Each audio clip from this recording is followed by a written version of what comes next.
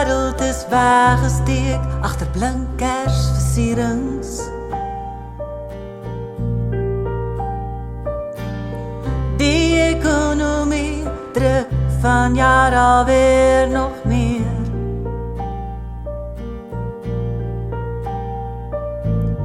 Het jy vergeet van Kersfees en waar die fokus op moet wees? Ek dink terug aan my kinderjare, die afwagting van daardie geskenk, van liefdevolle ouers wat vandag nie meer daar is nie. Het jy vergeet van Kersfees en waar die fokus op moet wees?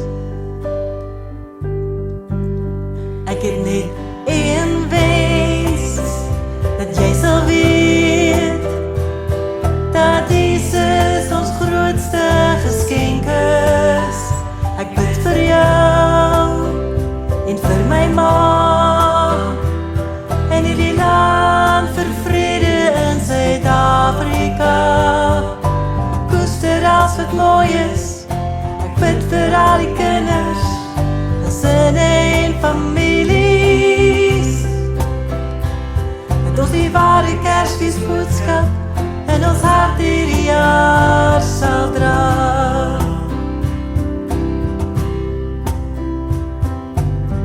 Ek bid vir kinders wat jonk en wees is, vir ma's wat soek en smag. Wat gee jy weg, wat kry jy hierdie Desember? Gee seentjie ma. Het jy vergeet van Kersfees en waar die fokus op moet wees? Ek dink met dankbaarheid aan jou ma, wat ek nooit geken het nie.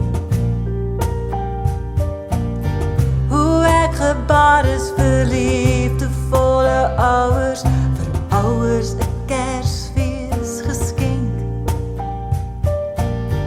Het jy vergeet van Kersfees en waar die fokus op moet wees? Ek het net een wens, dat jy sal weet dat Jesus ons grootste geskenk is. Ek bid vir jou en vir my ma en hierdie land vir vrede in Suid-Afrika. Koester als het mooi is. Ek bid vir al die kinders, gesinne en families, dat ons die ware Kersfeesboodskap in ons hart hierdie jaar sal dra. Dat ons die ware Kersfeesboodskap in ons harte hierdie jaar sal dra.